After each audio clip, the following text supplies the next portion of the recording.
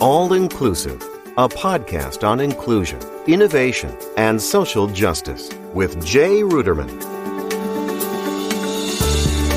Hi, I'm Jay Ruderman, and this is All Inclusive, a podcast focused on inclusion, innovation, and social justice. On December 14th, 2012, America was shocked by a mass shooting that targeted young children. The notorious Sandy Hook shooting shook the very foundations of our nation's society with the deaths of 20 children and 6 staff members of the school. With me today is Nicole Hockley, whose 6-year-old child Dylan was murdered in the horrific tragedy.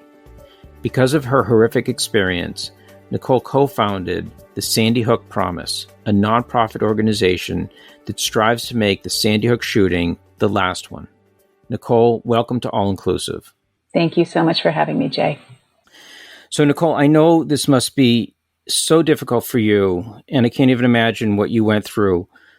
But can you tell us about the day of the shooting, when you first heard what had happened? Sure, and thanks for asking. It was a Friday morning in December, and the morning was pretty uneventful and normal.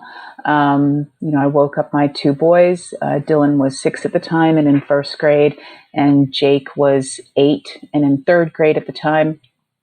And as usual, we walked up the driveway and waited for the bus to arrive. Dylan was autistic, and at the top of the driveway, we would always play with the neighbors' kids. He didn't know how to play necessarily, but they used to play tag, and he would always shout about who's the tagger.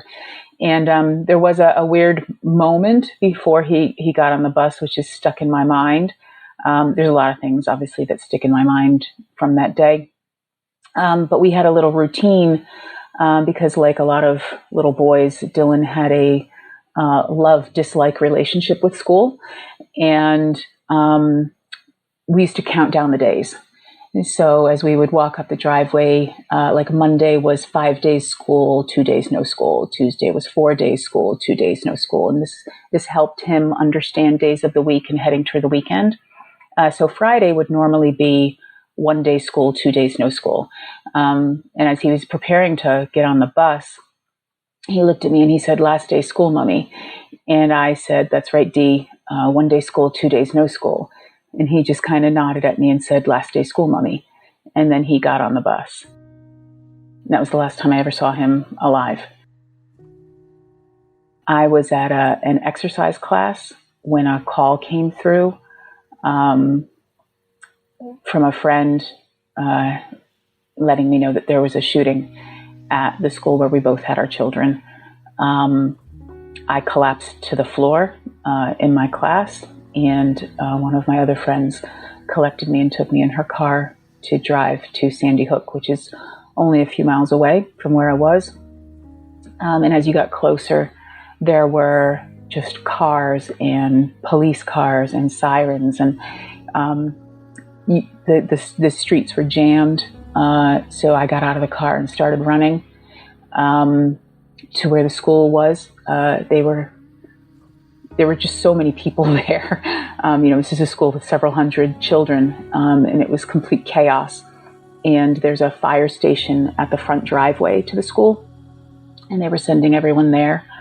And the rooms were crowded with children all sitting down, and floors everywhere, the back offices of a fire station. And parents were just pressed right up against each other, trying to wiggle their way through to find their kids. And I remember seeing a few of my friends looking for their children. One of my friends said, "I saw Jake, my eldest. He's in another room." And I said, "That's good. Have you seen Dylan?" "No." And another woman who I recognized from the town said, "What class is he in?" And I said, "He's in Miss Soto's class." And she said, "I heard she got shot." And that was the first time that I'd really heard of that this was a potential. And I got angry and I yelled at her and I said, "Don't you dare say that if you don't know it's true." And then I just kept pressing my way through, and I found a lot of other 1st graders all, sitting with their legs crossed quietly. And I'm just searching all the faces looking for D. And then a policeman, I think, stood on a chair between an archway and said, we need to get the kids all to the front so we can start allowing parents to take kids home, make some space. At this time, I found Jake, and he just threw his arms around me, which was amazing, because I knew he was safe. And he said, "Where's Dylan?" And I said, "I don't know, but I'm going to find him." And then they made all the parents stop, and it became silent. And they asked all the kids and the teachers to get the kids up to the front where the bays of the fire trucks were so that they could line up by class. And as all the kids were walking by holding hands, some were crying. You just keep looking at every face, looking for your child. And he wasn't there. And I went out front once all the kids were there and found an adult holding Miss Soto's sign. And there were only a few kids there. I saw Dylan's reading partner. And she just had this blank look on her face. And I went up to the adult and I said, "Where's the rest of the class?" And he said, "I don't know anything. I've just been asked to stand here with this sign." And parents started collecting their kids and leaving. And my friend said, "Do you want me to take Jake home?" And I said, "Yes, please." I said, "I'm sure Dylan's fine. I'm sure he's hiding somewhere." And I know Mrs. Murphy, his special education assistant, wherever he is, she is too. She would not leave him at all. They were very strongly bonded. And eventually it was only some families milling around, and they asked us to all go in the back room. And even then, my mind could not comprehend in the slightest that there was potentially any harm done to my child. And I started to just shut down. And no one knew what was going on. We had to fill in a form that said the name of who we were waiting for and what class they were in. Some people were crying.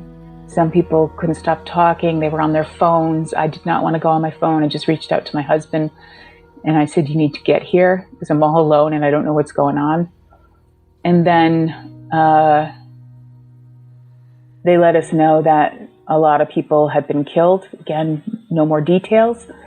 And then our governor at the time, Governor Malloy, came in with what I now know were senators, but I didn't recognize him at the time. And I didn't even know who our governor was. I'd only been living in Newtown for 11 months, having recently relocated from England, where I'd been living for 18 years. And our governor started talking and realized that everyone in the room had not been told anything. And he was the one who took it on himself to be brave enough to say, if we were still waiting in that room, then the person we were waiting for was not coming back.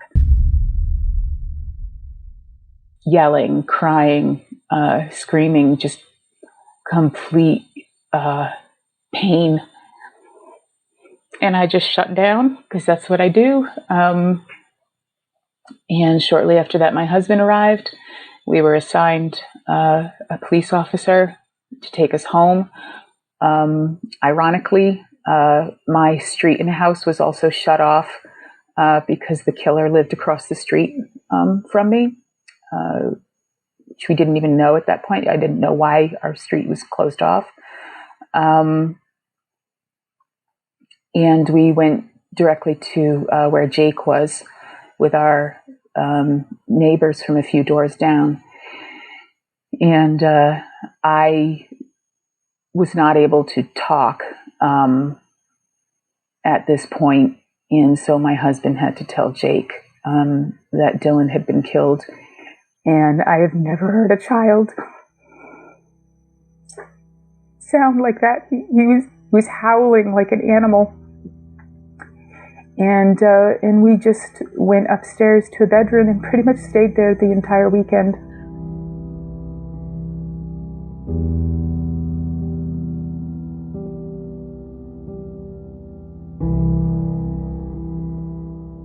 such a, I can't even imagine, and my heart goes out to you and your family, and I can still hear, all the years after how, devastated this was for you. I mean, I remember clearly Sandy Hook from a national perspective. It made news all over the world, and there was an outrage at the number of children, especially that were killed in this mass shooting. How did the community come together after this?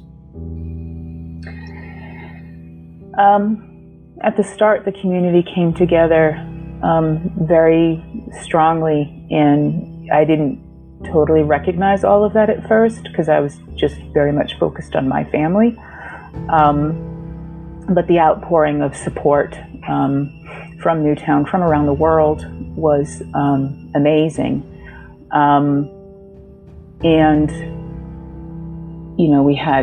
there were vigils, and President Obama came and spent time with each of us. And there were lots of immediate charities formed.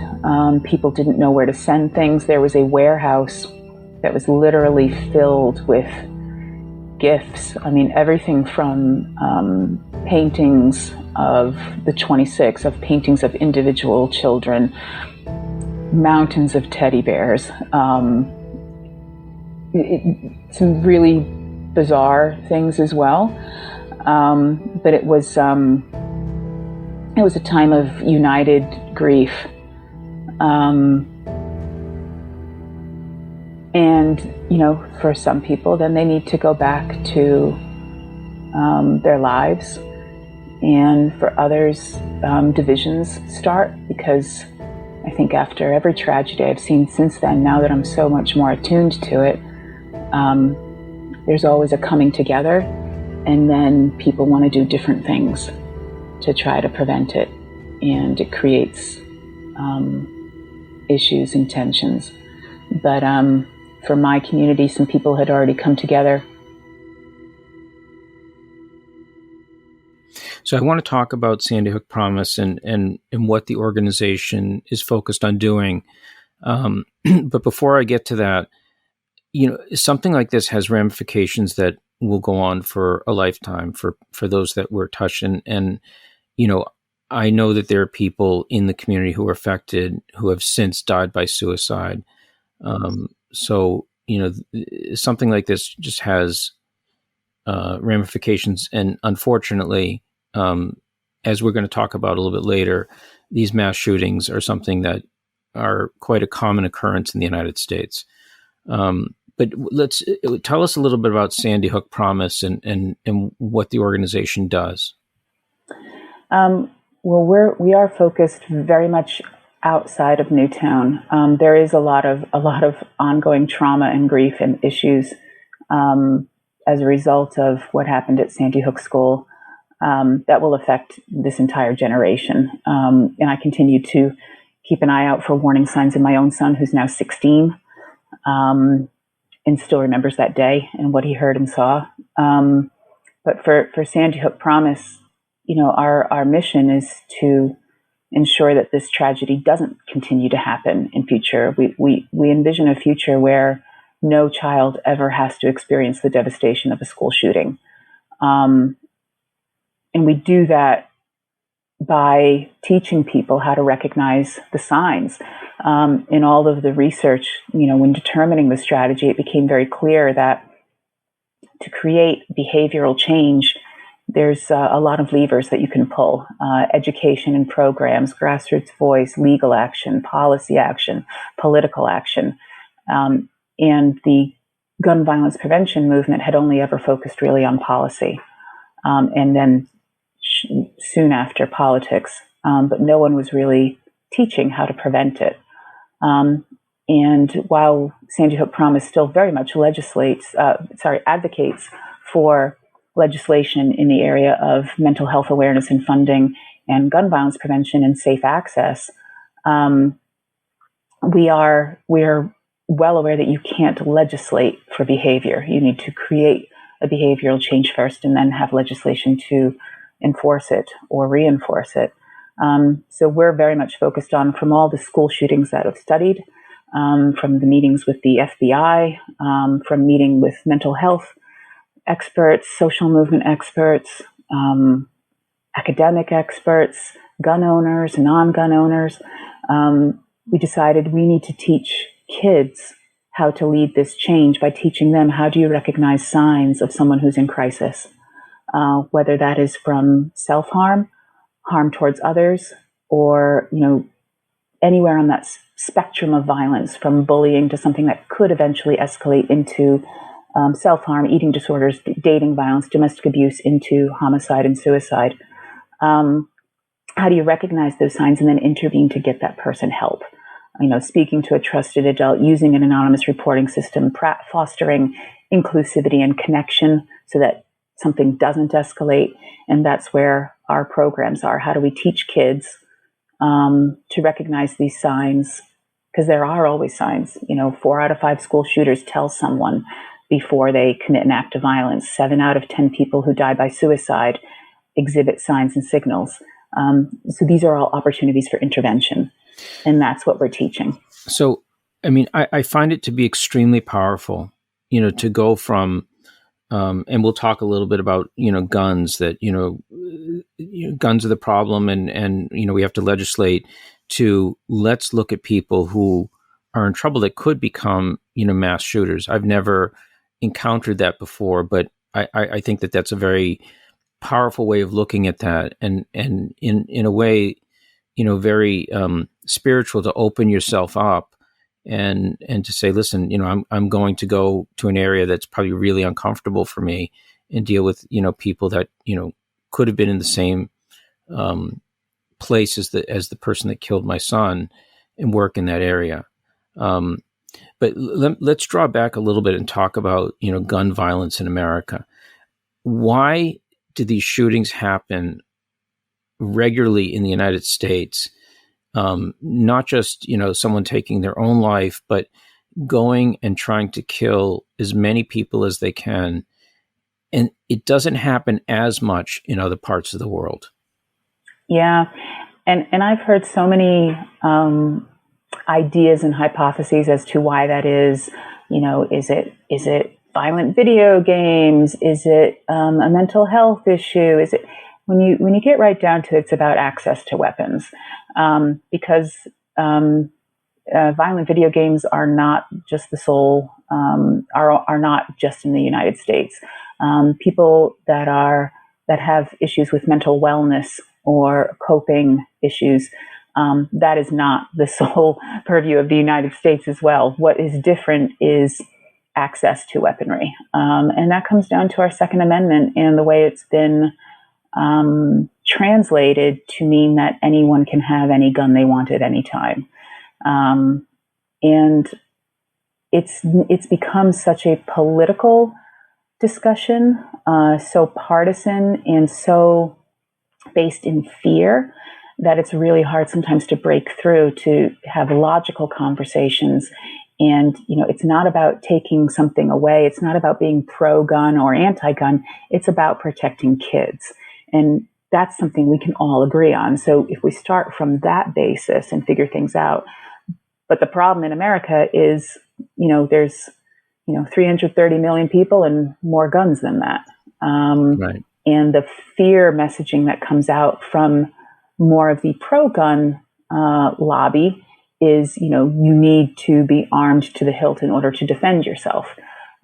Whereas actually mass shootings are incredibly small in number. Suicides are what drive gun violence deaths.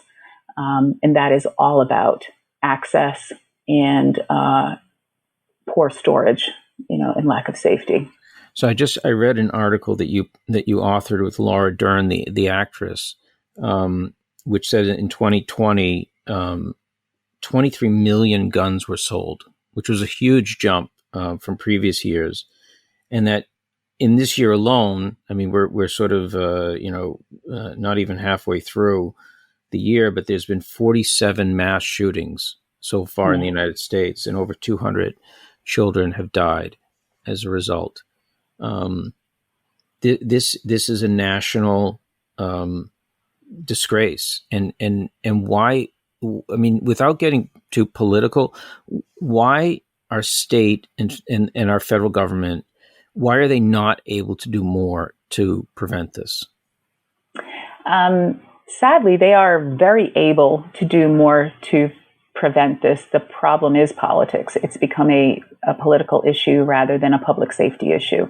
If it was treated as public safety, I mean, with over 40,000 people dying by gun violence every year, and there are solutions in place, it's a shame that we're not able to put our politics aside and just think as people.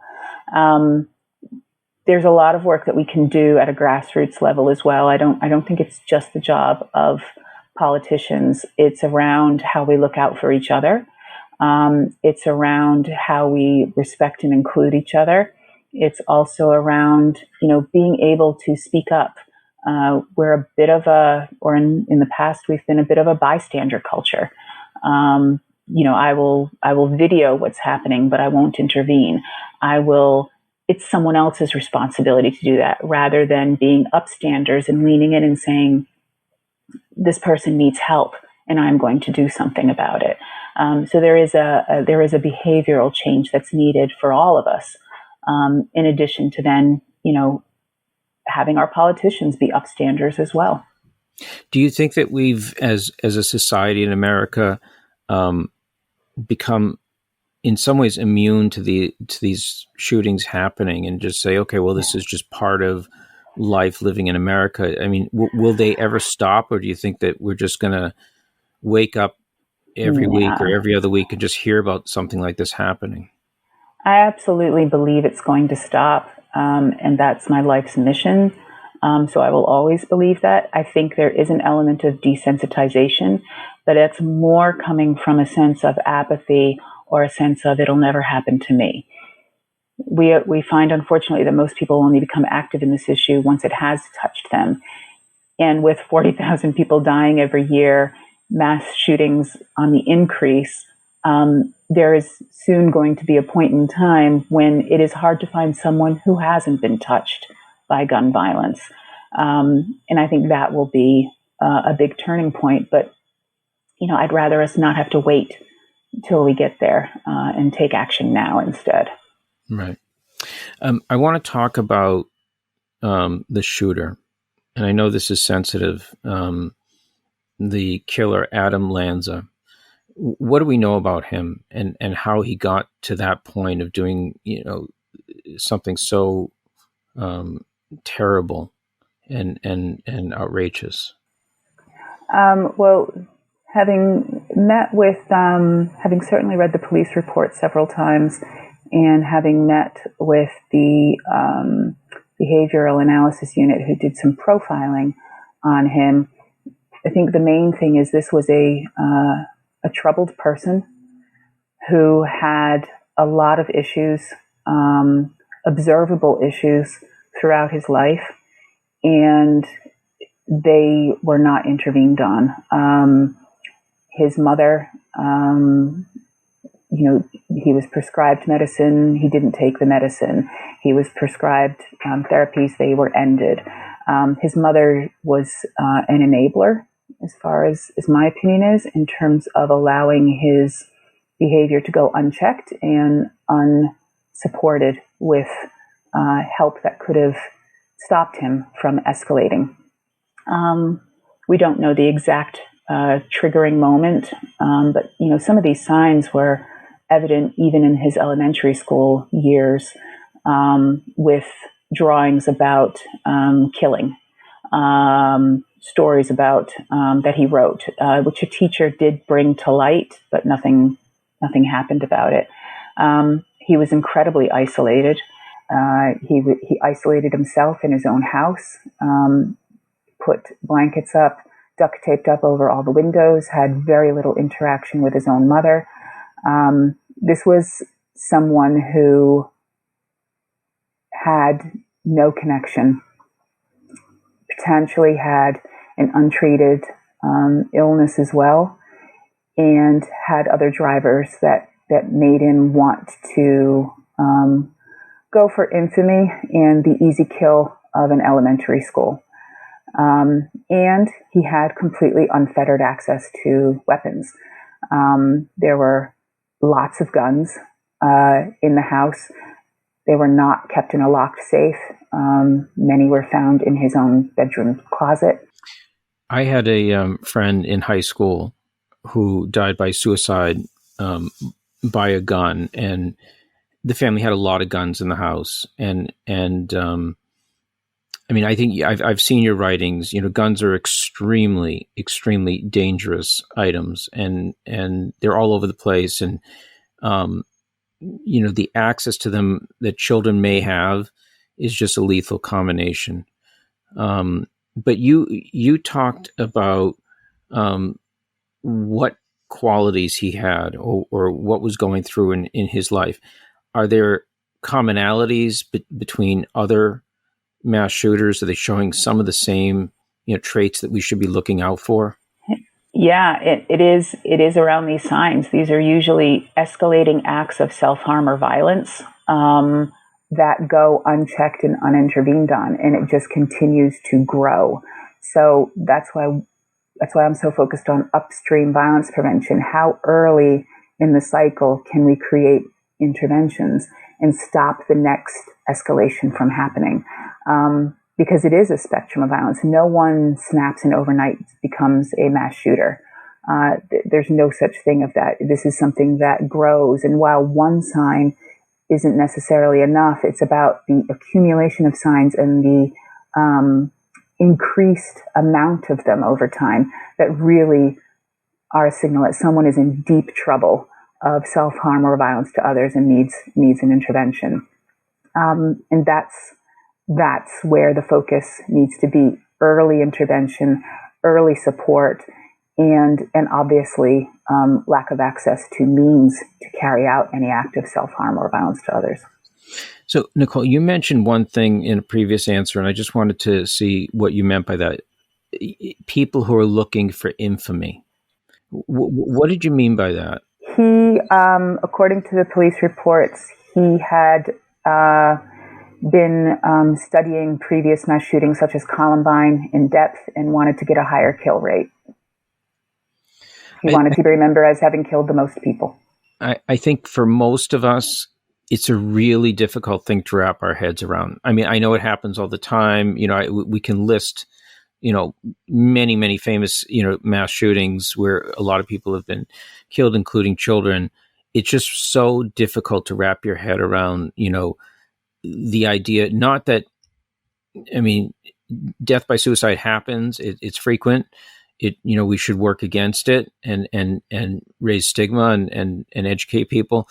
But the mass shooting aspect of it is really hard for a lot of people to wrap their heads around. But yet it seems to be a thing out there that other people are following previous cases. Very much so. That is a very obvious and more overt sign of someone who is potentially planning damage to others. This obsession with previous mass shootings, studying them, detailing, emulating them. That is not typical behavior for many people. That's a sign of someone who is having dark thoughts and needs help. And the idea of competing with mass shootings, and unfortunately we've seen it again. There have been shootings since then that you know, the person has talked about wanting to do a Sandy Hook, or, you know, get a higher kill ratio than Sandy Hook. I can't go there after the act is done, but if there's something that can be done to prevent that person from fulfilling that, which is often also a cry for help, as in the case with the Sandy Hook shooter, this was suicide by mass shooting. There was no intention that our shooter had of coming out of that school alive. And that happens a lot in school shootings as well. So I have 4 teenagers, and, you know, as a parent, you know, obviously I'm concerned about them, about, you know, their mental health, about how they're growing up. What are you telling, you know, parents? What are we looking for? You know, the the telltale signs that we need to see, like, oh, this is not right. This goes beyond, something that someone needs to be counseled on, but it's a little bit more. This is about significant shifts. So, it can be hard for a parent when your child's in front of you every day, and what's typical teenager, what's teenage drama and hormones, and what is something beyond that. So I always tell parents, please trust your gut. If you think something's wrong, ask, get an intervention, get support, have good communication with your kids and be part of their lives. But signs to look for include, have they stopped being interested in things that always used to be a passion to them? Have they drawn away? Are they unable to manage their anger or cope with something that would seem to be a small problem and they're overacting to everything? Are they having significant changes of behavior, of dress, of giving away items, of studying mass shooters or studying firearms and how to acquire it? Are they bragging about violence? Are they performing acts of self-harm or harm towards animals? Sometimes these are things that also build up. Are they just incredibly different from the child that you've known them to be? And if this is seen in your family and is seen in school as well, and especially because, teachers spend a lot of time with our kids. So we need to also trust what the teachers are seeing in the classroom and not deny. When the school comes to you and says, we're concerned about your child for these reasons, your heart wants to envelop your child and protect them. But you need to open up your heart to thinking the best way to protect them is to listen what their problems are and figure out ways to support them. Maybe, Nicole, we can talk a little bit about some of the educational programs that Sandy Hook Promise runs, and you can talk about them and the impact that they've had. We have 2 pillar programs. Start with Hello, which teaches kids how to recognize when someone's alone and reach out and include them, create connections. It's all about fostering connectivity and safer school climates. It's an SEL program that is used in thousands of schools across the country right now. In total, our programs are in about 15,000 schools in all 50 states. We've trained, I think, about 12 million people have participated in our programs as of this point.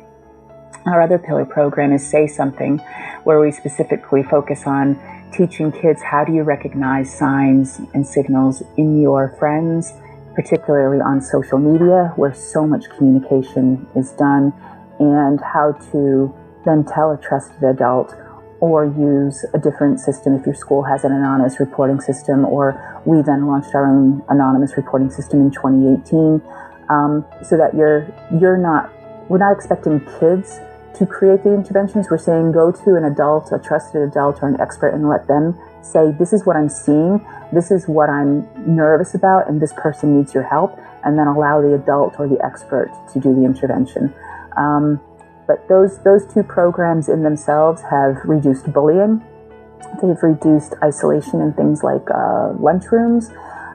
They have gotten thousands of kids to mental health supports that are needed. They have tangibly stopped a considerable, sad number of suicide attempts. And they have stopped several dozen evidenced school shooting plans that we believe would have taken place had we not intervened. Can you talk a little bit about the program Students Against Violence Everywhere? And is there any connection between that and the survivors of the Parkland shooting in Florida? So Students Against Violence Everywhere, or SAVE, is our student youth empowerment. They're student clubs. So a lot of times where schools have our programs, we want to ensure that this becomes the fabric of the school. It's not just a one and done training. It's about how do you sustain it. And it's about having young people get involved in being agents for themselves as to the safety of their own school and community. So we have about 3,500 student clubs now across the country, and we do summits and leadership things. We started this in 2017, so before Parkland. And There are SAVE clubs down in Broward District, which is one of the districts that we work with. Ironically and sadly, we were just about to implement the programs in Broward District when Parkland happened, which I know my team took. We take every school shooting very personally and very hard, but the fact that we were about to train on that and then this happened, that hurt our team emotionally quite a lot. We have, in terms of what came out of that with March for Our Lives and Safe and Sound Schools, there's a lot of behind the scenes work. We all talk to each other, but we're focused on different ways to tackle this problem.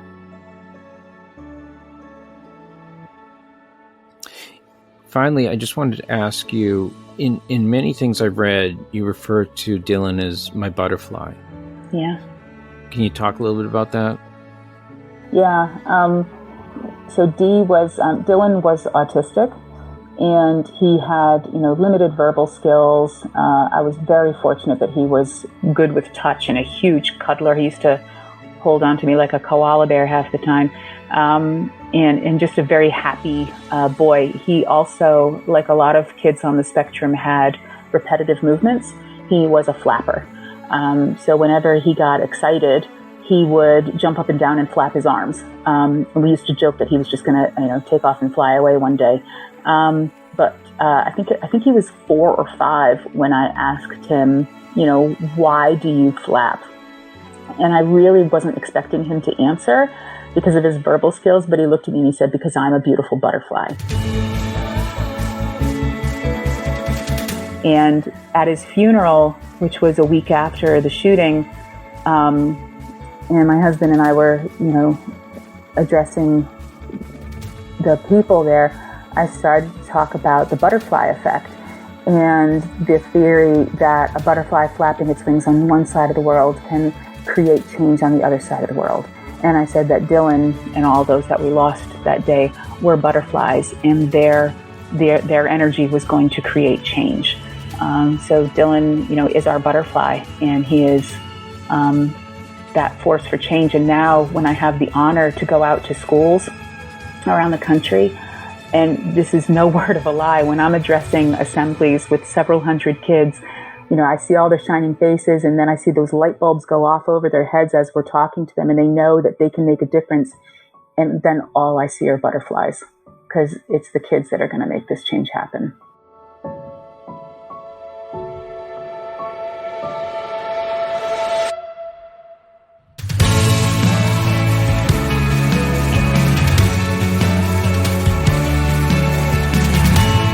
So if someone wants to get involved, and can they contribute? Are there other ways that they can get involved in the Sandy Hook Promise? Yeah, there's tons of ways to be involved in Sandy Hook Promise. We have a website, sandyhookpromise.org. You can get involved by donating, of course, to enable us to do this work and reach more kids. You can become a Promise Leader, which we have, I think, about 8,000 of them across the country right now, which are our volunteer ambassadors helping bring the programs to schools and advocate for sensible legislative changes. You can get involved in your school's Safe Promise Club. You can also, download our brochures, download the signs, and learn what those signs are of someone in crisis so that you're teaching them in your own family, to your own children, and to the community around you. Nicole, thank you so much for joining us today. I know this was not easy, extremely emotional. Your work is just vital for the future of this country, and I really appreciate the time you spent with us. Thank you so much, Jay. It was an honor speaking with you. Thank you.